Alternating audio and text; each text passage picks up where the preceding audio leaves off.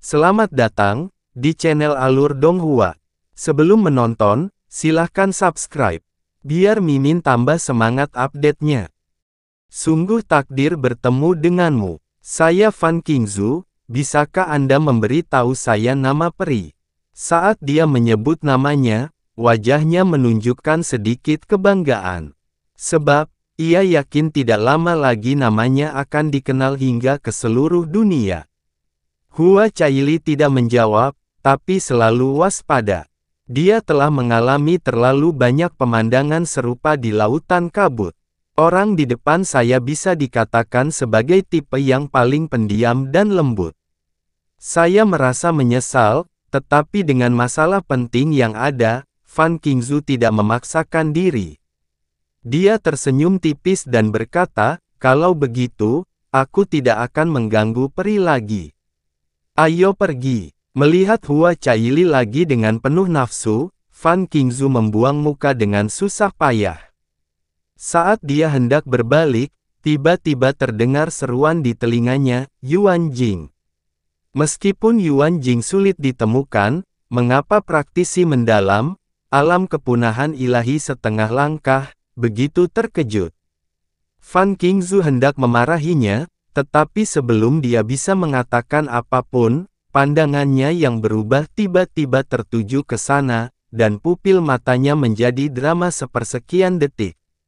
Di sisi kiri kaca yang dicat, kurang dari 200 kaki jauhnya, di antara dua mayat binatang abaisal yang rusak, kristal abu-abu memancarkan cahaya aneh yang unik dari kristal abaisal. Cahaya aneh kristal cukup mencolok di lautan kabut yang redup, namun keanggunan kaca berwarna yang dicat terlalu mempesona.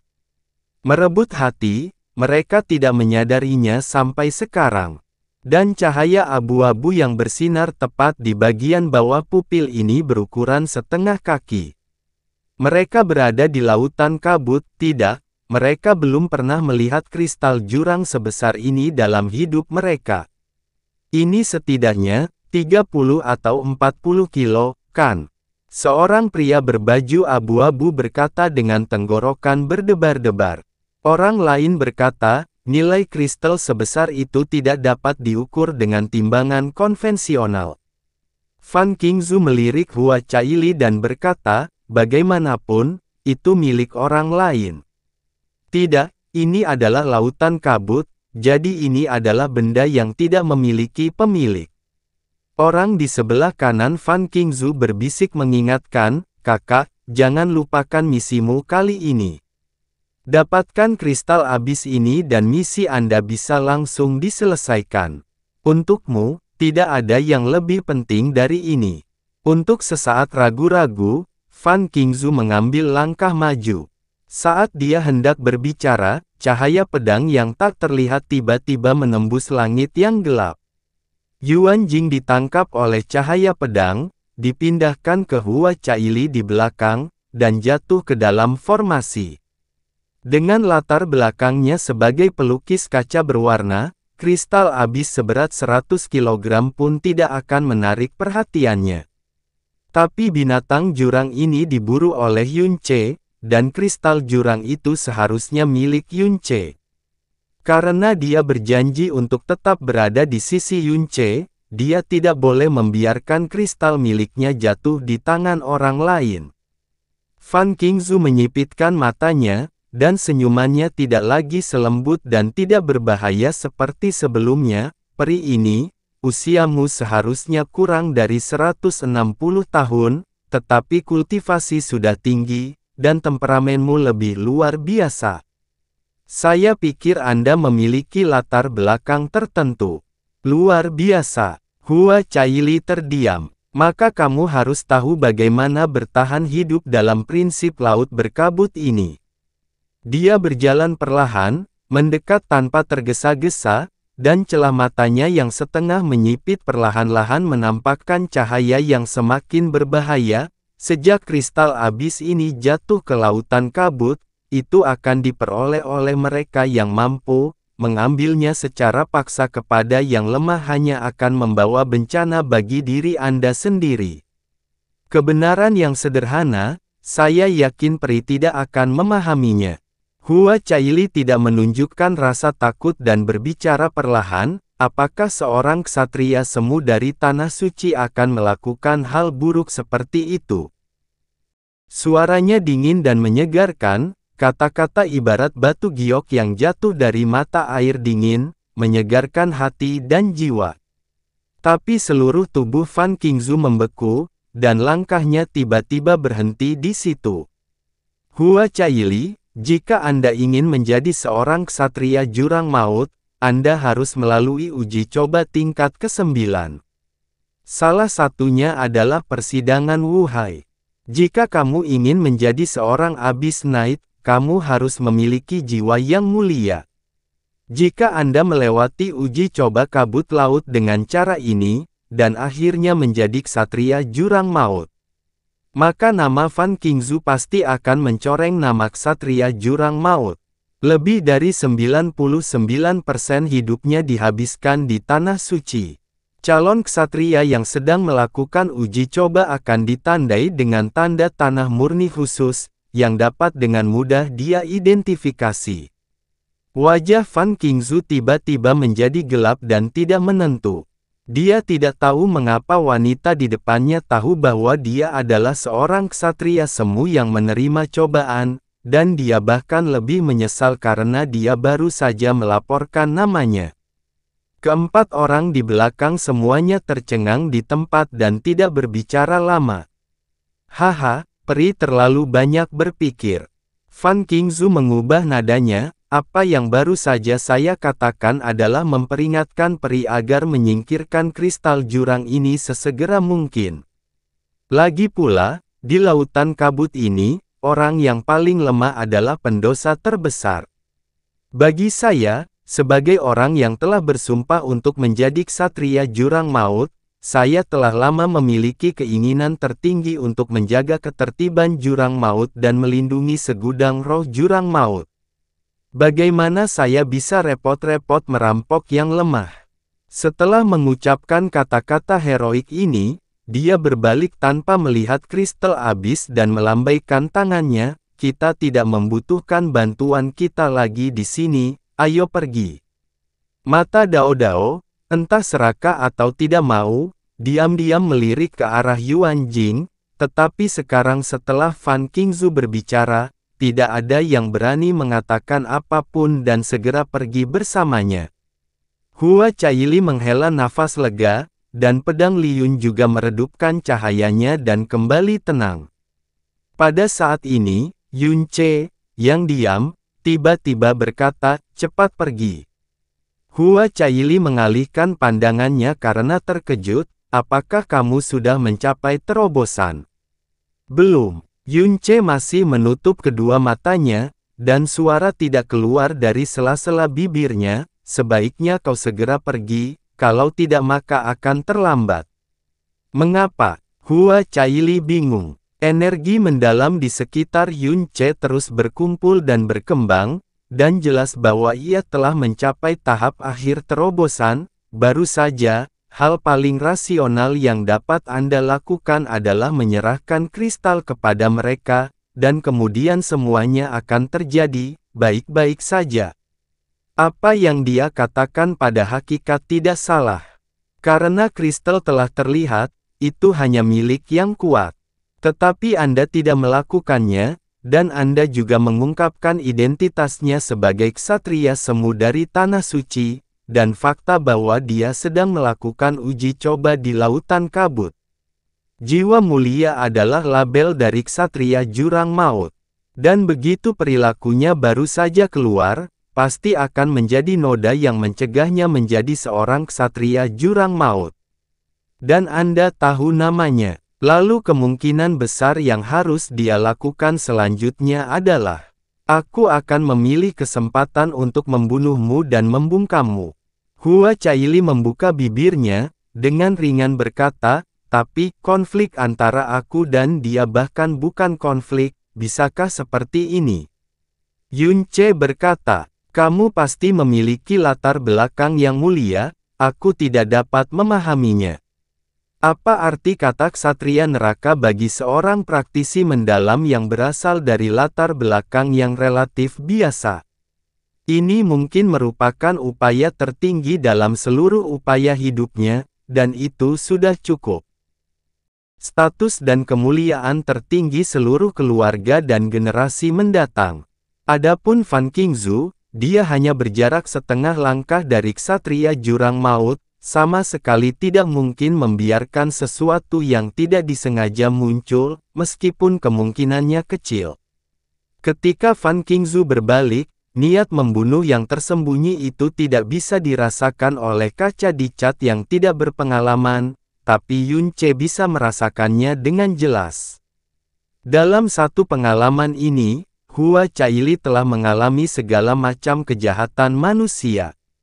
Namun untuk sesaat, sulit menerima apa yang dikatakan Yun Ce. Karena itu bukanlah seorang praktisi mendalam biasa, melainkan seorang ksatria jurang semu yang memenuhi syarat untuk menerima cobaan. Dan di antara uji coba tingkat ke-9 dari ksatria semu hingga ksatria jurang maut, tingkat pertama adalah uji karakter.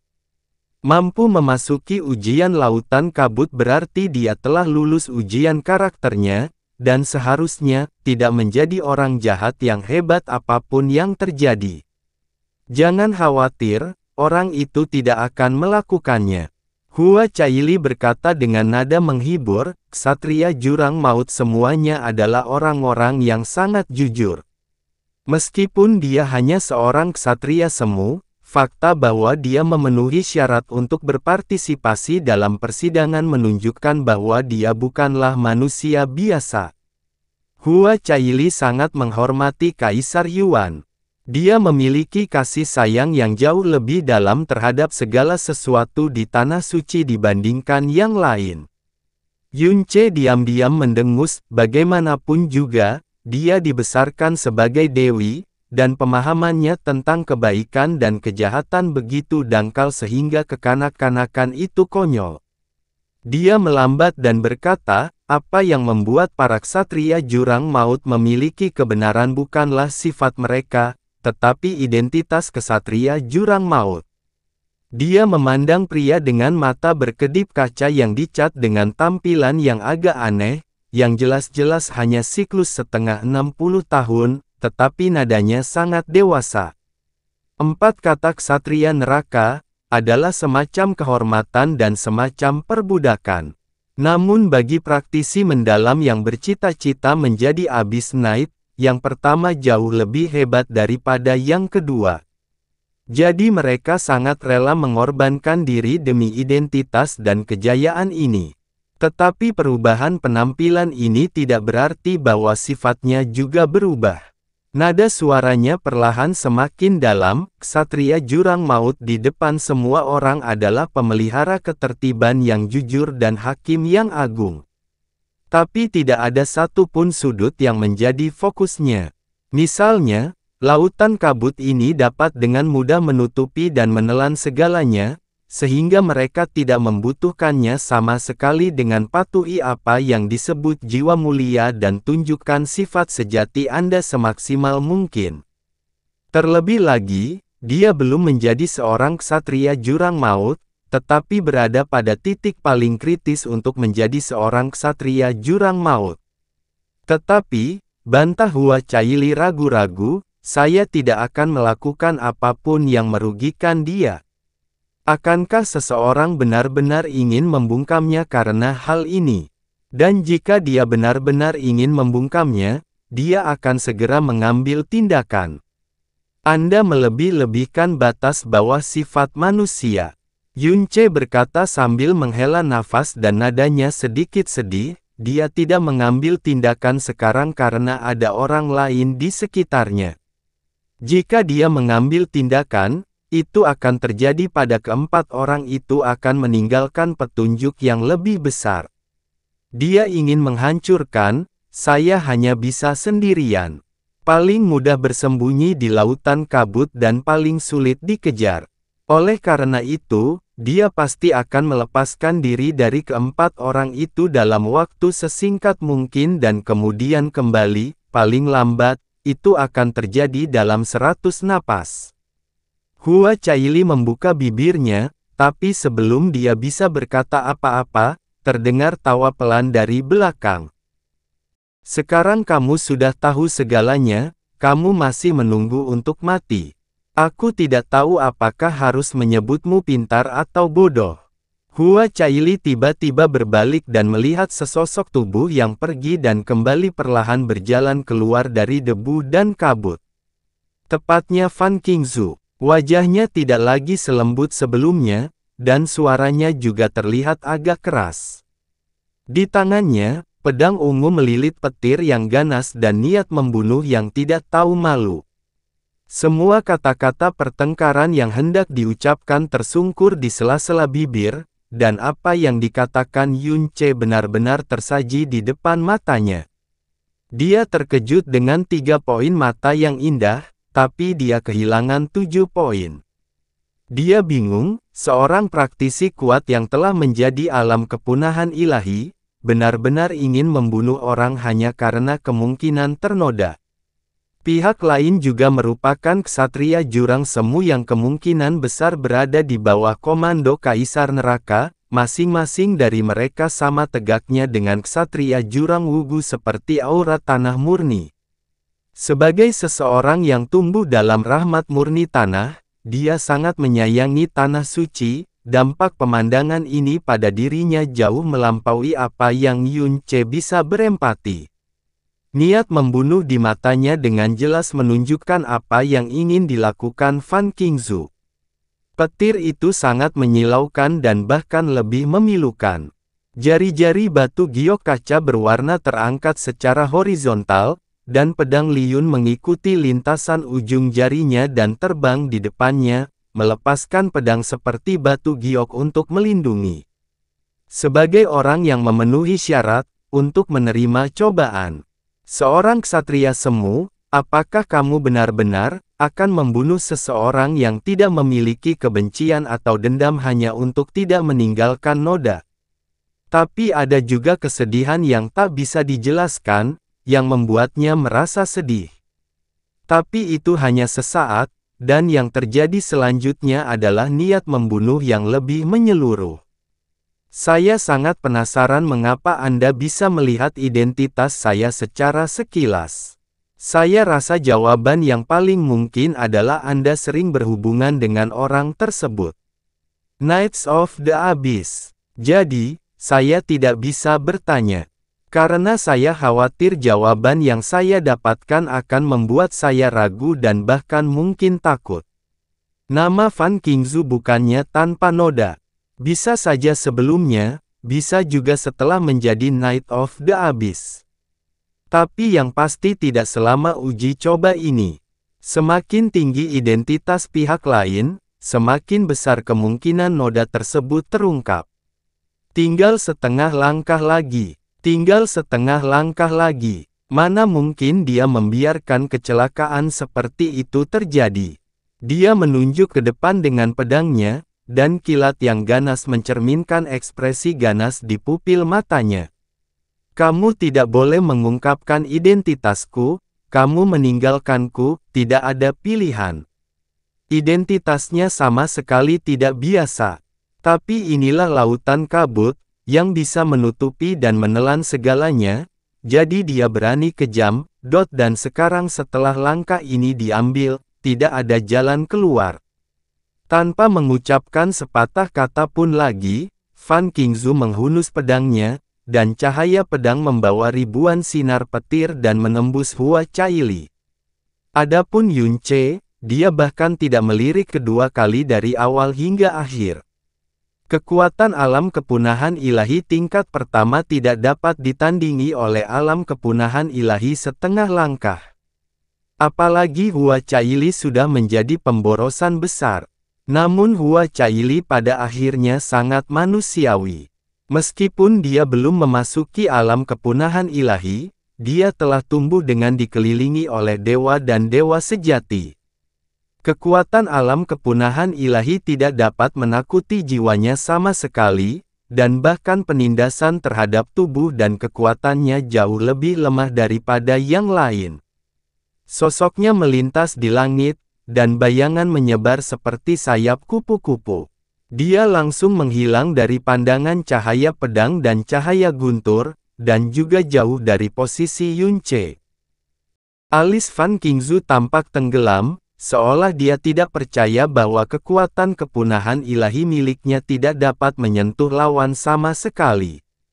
Gerakannya berubah, dan cahaya pedang serta cahaya petir di udara tiba-tiba berbalik dan mengejar Hua Caili. Pedang Liyun juga diayunkan pada saat ini, dan pedang berwarna giok itu membentuk busur cahaya di udara, tetapi lusinan cahaya pedang tak berwarna meledak dalam sekejap. Suara terobosan di udara selembut kicau nyamuk. Tapi wajah Fan Qingzu sedikit berubah saat ini, karena dia tiba-tiba menemukan bahwa hubungannya dengan cahaya pedang dan cahaya petir telah menghilang. Diam-diam terpotong oleh niat pedang Hua Caili. Cahaya pedang dan cahaya guntur yang tidak terkendali terbang ke bawah, membelah lautan berkabut, dan memicu badai petir dahsyat yang menyebar hingga beberapa mil.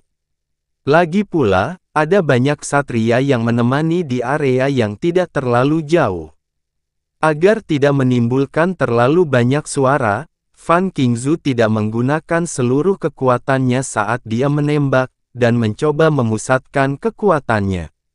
Meskipun alam kepunahan ilahi setengah langkah disebut kepunahan ilahi setengah langkah, dibandingkan dengan alam kepunahan ilahi yang sebenarnya ada celah yang tidak dapat diatasi di alam tersebut. Fan Qingzu tidak pernah menyangka bahwa kekuatan kepunahan ilahi miliknya akan dipotong oleh lawannya dalam sekejap. Serangan balik Hua Caili datang dalam sekejap, dan pedang di tangannya menusuk dengan lembut. Tidak ada cahaya pedang atau geng pedang, dan bahkan gelombang energi yang dalam sangat kecil. Namun, kurang dari 3 kaki di depan Fan Qingzu, lusinan cahaya pedang tiba-tiba meledak, menembus pupil matanya. Fan Qingzu sudah terkejut saat energinya yang dalam terputus, dan lusinan cahaya pedang ini muncul sepenuhnya dari udara tipis. Saat dia baru saja memasuki alam setengah dewa, dia lengah dan hanya punya waktu untuk mundur sedikit. Dengan teriakan lembut, semua cahaya pedang menembus tubuh Fan Qingzu, tidak ada satupun yang meleset. Namun benda itu tidak melewatinya, malah mendarat di atasnya. Kesenjangan besar kultivasinya membuat pedang kaca lukis sulit untuk melukainya secara serius. Fan Qingzu melambaikan tangannya, dan kilat di tubuhnya meledak, dan semua cahaya pedang di tubuhnya hancur dalam sekejap. Namun saat cahaya pedang menghilang, lusinan lubang darah sedalam setengah inci muncul di tubuhnya. Fan Qingzu terhuyung mundur selangkah, hatinya dipenuhi ketakutan. Dia juga ahli ilmu pedang, energi pedangnya terjalin dengan guntur, dan dia dapat mengejar jiwa dan mengikat kehidupan hanya dengan menjentikkan jarinya. Niat pedangnya terpotong oleh kaca berwarna, yang membuatnya sangat bingung. Dan cahaya pedang yang muncul dari udara tipis tadi benar-benar di luar pengetahuannya tentang pedang. Sudut mata Yunce yang tertutup rapat bergerak sedikit. Itu memang pedang penghancur langit yang diciptakan oleh Kaisar Dewa Pembunuh Surga Moe. Hua Caili tiba-tiba sadar beberapa jam yang lalu bahwa pada saat ini sebenarnya bisa digunakan sedemikian rupa. Kebangkitan dalam jiwanya membunyikan alarm bagi Fan Qingzu. Niat pedang melampaui kognisi. Dapat dibayangkan bahwa tingkat ilmu pedang yang dipraktikkan oleh pihak lain sangat tinggi, jauh lebih tinggi dari yang dia perkirakan, bahkan lebih menakutkan. Hatinya tiba-tiba terasa dingin, dan tiba-tiba berubah menjadi niat membunuh yang lebih menusuk. Saat dia mengangkat matanya, pedang ungu di tangannya tiba-tiba melesat. Dengan pedang ini, dia tidak memiliki keraguan dan kelonggaran. Kekuatan kepunahan ilahi memotong cahaya ungu yang sangat menyilaukan di ruang lautan kabut, dan sepenuhnya memantulkan pupil kaca berwarna menjadi ungu tua. Sosok Hua Caili terbang dengan cepat, dan pedang Liyun menunjuk ke jalur terbang pedang ungu itu. Lintasan terbang pedang ungu itu tiba-tiba bergeser. Intervensi niat pedang melintasi alam besar sudah cukup untuk mengejutkan dunia, tapi bagaimanapun juga. Itu adalah kekuatan kepunahan ilahi, dan pedang ungu menyapu tubuh. Pada saat itu, meskipun mereka berada beberapa kaki jauhnya, kaca yang dicat itu masih mengeluarkan erangan lembut dan terlempar dengan keras. Tubuhnya jatuh dengan keras ke tanah, menyebabkan retakan yang tak terhitung jumlahnya akibat gempa. Ada beberapa helai rambut patah dan tetesan darah melayang di udara. Hua Caili berjuang untuk bangun. Saat dia mengangkat matanya, alur darah dalam muncul di dahinya, yang bersinar dengan batu giok. Fan Qingzu tertegun untuk ketiga kalinya, dan segera berubah menjadi ganas lagi. Dia meraih telapak tangannya, dan pedang ungu itu terbang kembali ke tangannya. Petir yang dahsyat langsung menelan tubuh pedang dan seluruh lengan kanannya. Dia mengertakkan gigi dan berteriak mengaum pelan, dia menerkam kaca patri itu seperti binatang buas. Mati! Suara guntur mengguncang ruang abu-abu. Fan Qingzu jelas tidak lagi peduli untuk mengganggu orang lain. Dia sangat ingin melenyapkan kaca berwarna yang telah membuatnya sangat tidak nyaman dengan erat. Pedang ungu Guanzi menusuk tenggorokannya dengan sangat erat dan ganas. Gigi giok kaca yang dicat terkatup, tetapi luka lama ditutupi dengan yang baru. Menghadapi kekuatan kehancuran ilahi yang tidak dapat dia tolak, kali ini, dia bahkan tidak bisa mengangkat tangannya sepenuhnya, dan hanya bisa menonton tanpa daya cahaya semakin dekat dan dekat di pupil. Bibi, cepat selamatkan aku. Dia membisikkan ratapan tak berdaya di dalam hatinya. Pantas saja, kata bibiku, sifat manusia tersembunyi di bawah aturan. Namun lautan kabut yang keruh mampu memantulkannya dengan jelas. Knights of the Abyss dikenal sebagai orang-orang yang saleh dan murni, tetapi di lautan kabut, mereka bisa begitu kejam dan menakutkan. Cahaya ungu yang membawa aura kematian semakin mendekat, hingga begitu dekat hingga membuat matanya pedih. Namun aura bibinya masih belum muncul. Pecahnya telinga berbentuk kerucut dan raungan tumpul terdengar di depannya pada saat yang bersamaan.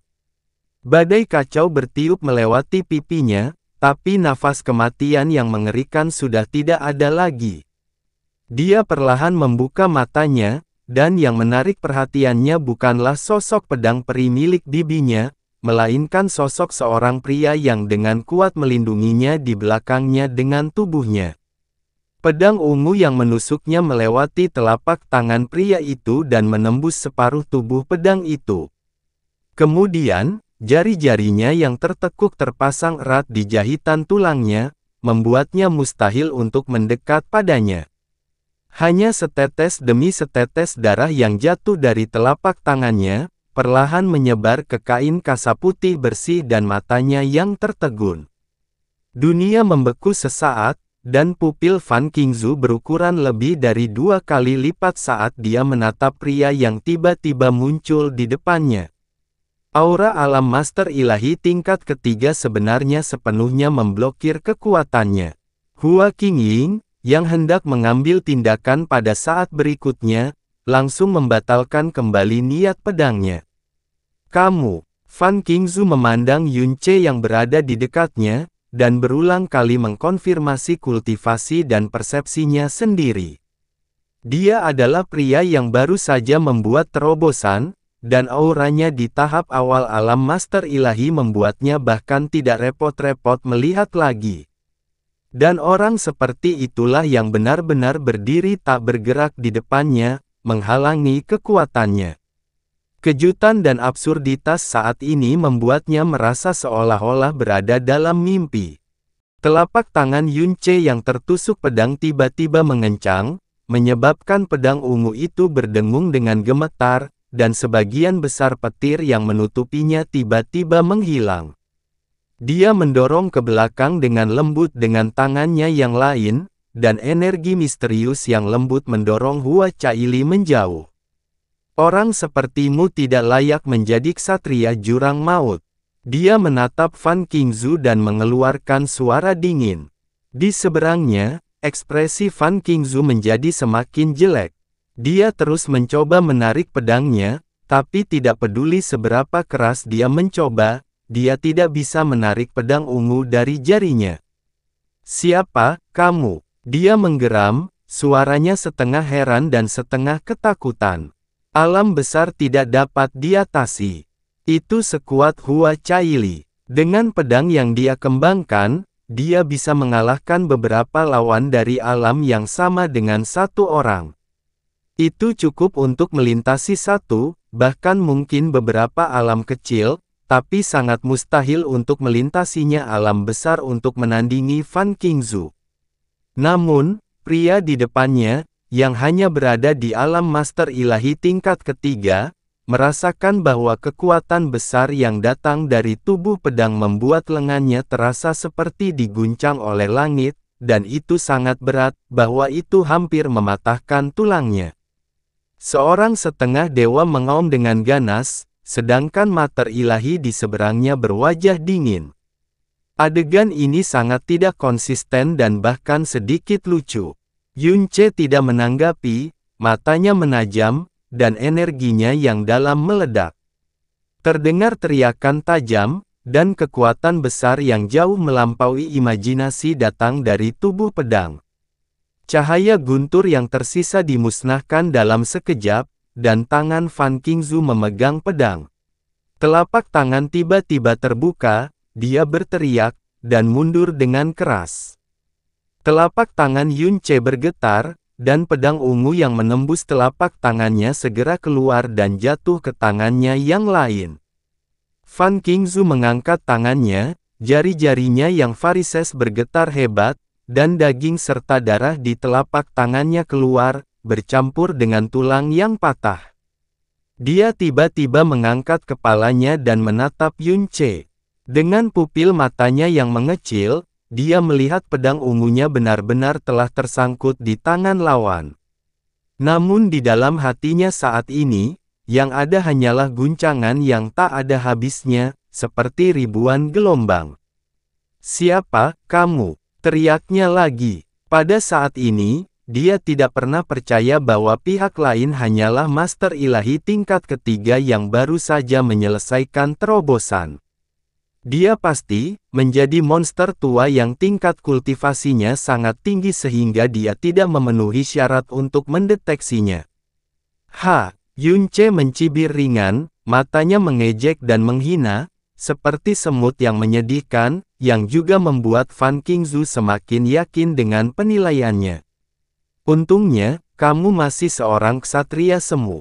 Jika kamu benar-benar menjadi ksatria jurang maut yang resmi, dengan kelakuanmu hari ini, 4 kata ksatria jurang maut akan ternoda olehmu. Coba tebak, lalu siapa yang paling tidak bisa ditoleransi bagimu?" Kata-kata Yunce tidak diragukan lagi sangat memilukan bagi Fan Qingzu. Dia mengangkat pedang ungunya dengan sembrono dan tersenyum sinis, "Atau, kamu dapat terus mencoba." Pupil Fan Qingzu telah membesar dan berkontraksi dengan hebat, dan mereka tidak dapat berhenti. Dia bukanlah orang yang bodoh. Sebaliknya, dia memiliki kepribadian yang sangat kejam dan tegas, dan juga sangat sadar. Dan premis keputusannya untuk diam.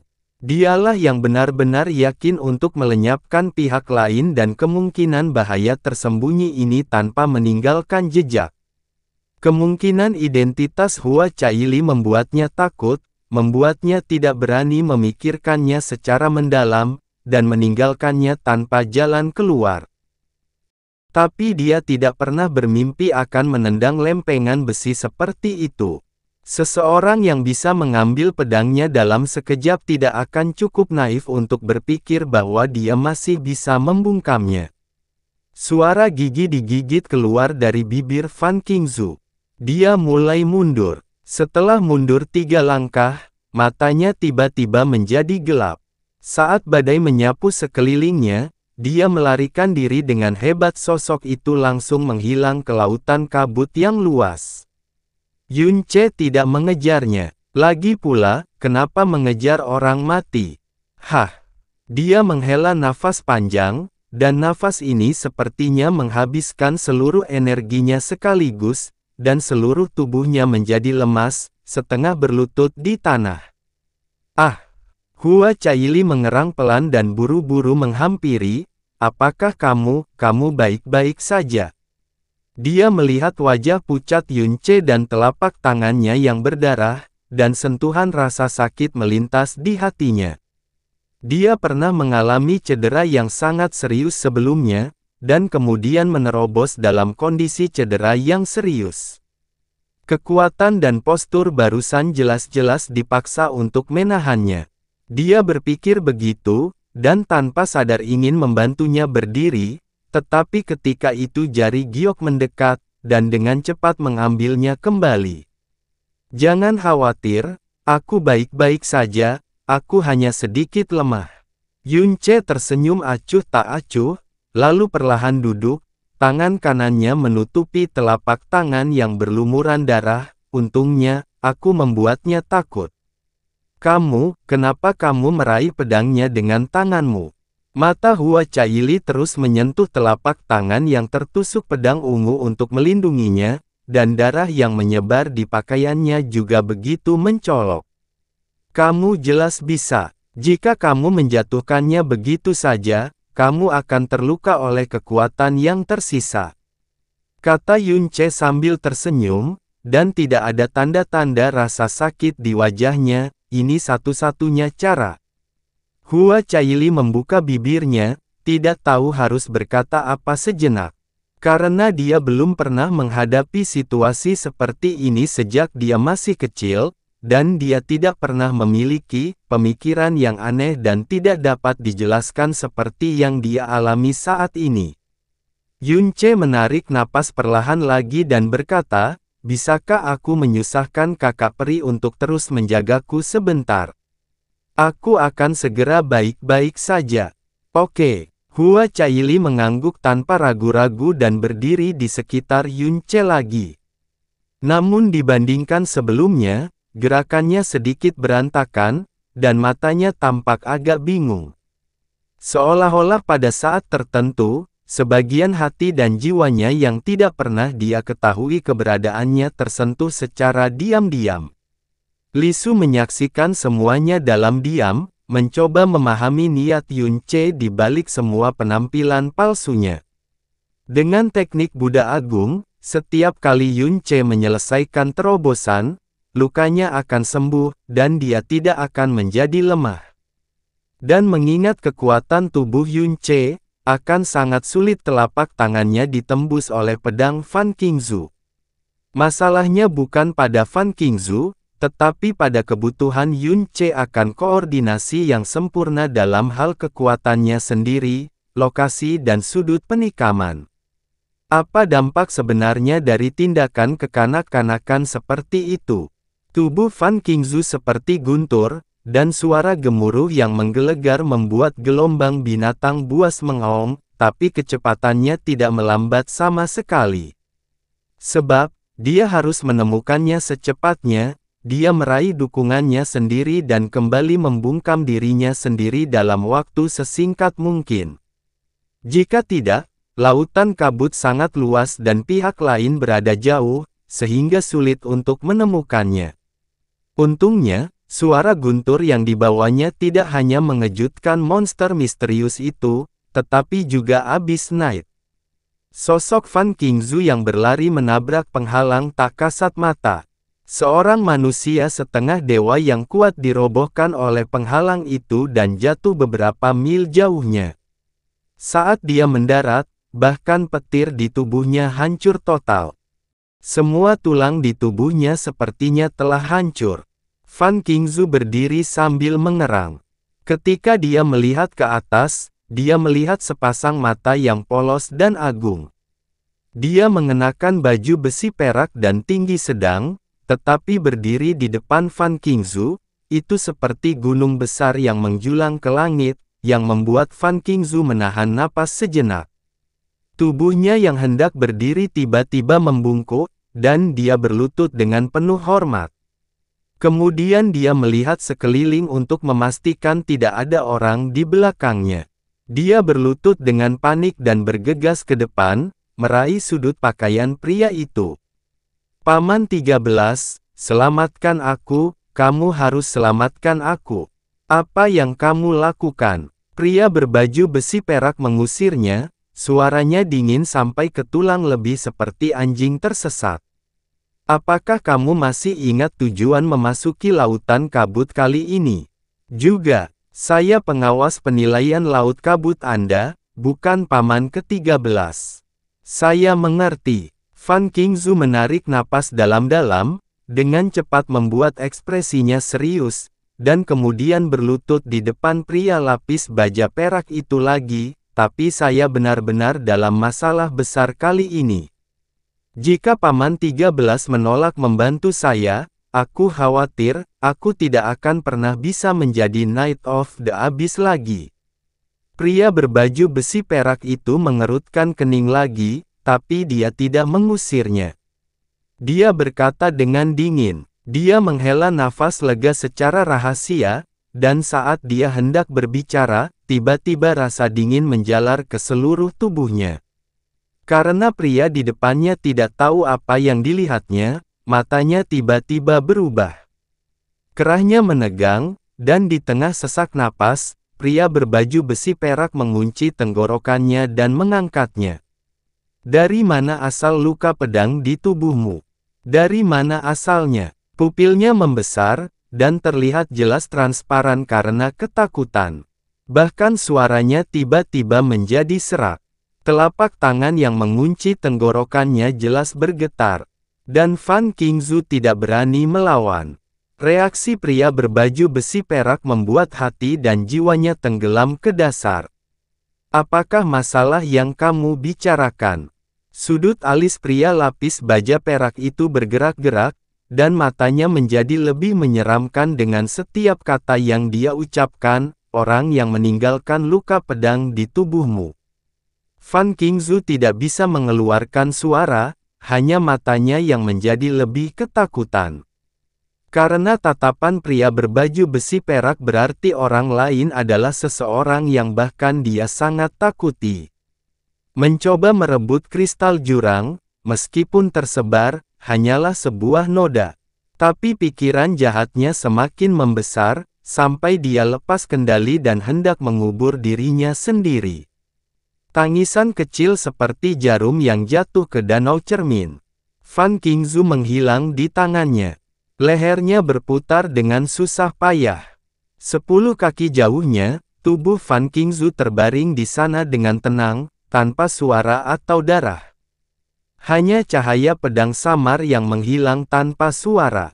Pria berbaju besi perak berlutut dengan satu kaki dan dengan sungguh-sungguh berkata, "Ksatria jurang neraka Fan Cheng, selamat datang peri pedang abadi."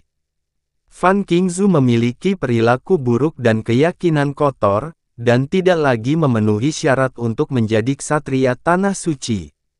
Sekarang peri pedang abadi telah berkenan untuk menghukumnya secara pribadi. Ini adalah berkah besar dalam hidupnya. Sebagai seorang ksatria jurang maut yang melayani pendeta Wandao, Fan Cheng dapat mengenali secara sekilas bahwa luka pedang Fan Qingzu disebabkan oleh pedang Liyun. Pedang Liyun secara pribadi diserahkan oleh pendeta Wandao kepada peri pedang abadi Hua Qingying sebagai hadiah karena telah lama mencintainya. Pada saat itu, dia tahu bahwa Fan Qingzu telah meninggal dan tidak ada yang bisa menyelamatkannya. Peri pedang melukiskan bayangan yang jelas. Di mata dunia, peri dari surga tidak ternoda oleh dunia fana, dan tidak menyentuh dendam dan dendam dunia. Lautan kabut tetap tenang seperti biasanya, namun perasaan hati dari lukisan kaca berwarna lebih tegang dari sebelumnya sejak memasuki lautan kabut. Energinya yang dalam sangat terkuras dan seluruh tubuhnya terluka. Khususnya, Saluran darah di dahinya bahkan lebih mengejutkan mengingat warna kulitnya yang seperti batu giok salju, tapi dia sepertinya tidak menyadarinya sama sekali. Perasaan spiritual yang dia keluarkan dengan seluruh kekuatannya meluas hingga ke ruang terjauh yang mungkin, dan dia menyadarinya tidak berani bersantai sama sekali. Matanya terus menyentuh Yunce yang kembali damai, terkadang rumit, terkadang bingung. Diselamatkan olehnya lagi, dia tumbuh di bawah bantuan orang lain sepanjang hidupnya, dan telah lama terbiasa dilindungi. Tapi Yunce selalu bertemu dengannya secara tak terduga hanya dalam waktu setengah tahun. Pertama kali dia mengambil tindakan untuknya, dia merasa itu sangat menarik, dan dia tidak bisa tidak mengingat orang ini. Kedua kalinya, itu adalah pertama kalinya dalam hidupnya ketika dia dalam bahaya, rasanya seperti jatuh dari langit. Kali ini, agar dia tidak terluka, dia tidak ragu-ragu untuk mengambil pedang dengan tangannya. Dunia yang semurni kain kasa di tubuhnya tidak bisa membantu tetapi ternoda oleh darah merah yang menetes dari telapak tangannya. Perlindungannya sangat menggetarkan dan tragis, sangat berbeda dengan perawatan yang sangat berat dan damai yang ia terima sepanjang hidupnya. Seolah-olah sebagai balasannya, dia sangat gugup di sekitarnya, takut akan terjadi kecelakaan yang akan menyakiti Yunce. Di atas kubah abu-abu, Hua Qingying melihat penampakan Hua Caili saat ini dan tidak bisa menahan cemberut. Dia tidak merasa gugup terlalu lama, dan dalam 1/4 jam, Yunce sudah membuka matanya. Dia mengangkat tangan kirinya. Lubang di telapak tangannya telah ditutup, tapi masih terlihat sangat menakutkan. Tindakannya membuat mata Hua Caili langsung menoleh ke belakang. Dia mengambil 2 langkah ke depan dan bertanya dengan prihatin.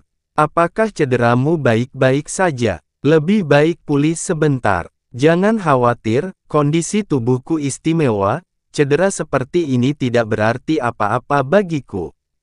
Dia memandang Hua Caili, matanya tiba-tiba sedikit membeku, dan berkata, "Kakak peri, bolehkah aku menyentuhkan dahimu lebih dekat?" Melihat ekspresi terkejut di mata Hua Caili, dia dengan cepat berkata, "Aku tidak pernah bermaksud menyinggung perasaanmu, dan aku tidak akan benar-benar menyentuhmu. Aku hanya ingin berada dalam jarak setengah kaki." Penjelasannya yang bersemangat dan perubahan yang jelas di matanya membuat keterkejutan Hua Caili berubah menjadi senyuman tanpa disadari, dan dia bertanya dengan rasa ingin tahu, "Kenapa?" Yunce tidak melanjutkan penjelasannya, tapi mengambil 2 langkah ke depan, langsung mengulurkan jarinya, dan menyentuh dahi gadis itu yang berlumuran darah. "Aku berjanji itu akan cepat." Hah! Hua Caili mundur tanpa sadar. Tapi sebelum dia bisa panik, cahaya putih yang muncul di depannya mengalihkan seluruh pikirannya. Dia menyukai benda-benda berwarna putih bersih, seperti pakaian salju berasap di tubuhnya, pedang awan kaca di tangannya, dan cabang awan berwarna-warni di tanah suci. Namun, dia belum pernah melihat cahaya putih bersih seperti itu. Saking murninya, bahkan kotoran terkecil di dunia pun tidak bisa lepas. Dia tertegun sejenak, membiarkan cahaya putih mendekat. Saat cahaya putih menyentuh tubuh, rasa sakit di dahi, dan bahkan trauma di sekitarnya berkurang setengahnya dalam sekejap. Panca indera seperti dibasuh oleh mata air yang jernih, dan kekeruhan serta depresi yang ditimbulkan oleh laut kabut menghilang dalam sekejap, menjadi sangat jelas. Bibirnya terbuka sedikit, dan dia benar-benar terpana. Matanya dipisahkan oleh cahaya putih, dan dia tidak bisa menahan diri untuk tidak melihat langsung ke mata Yunce yang tampak seperti malam putih di bawah pantulan.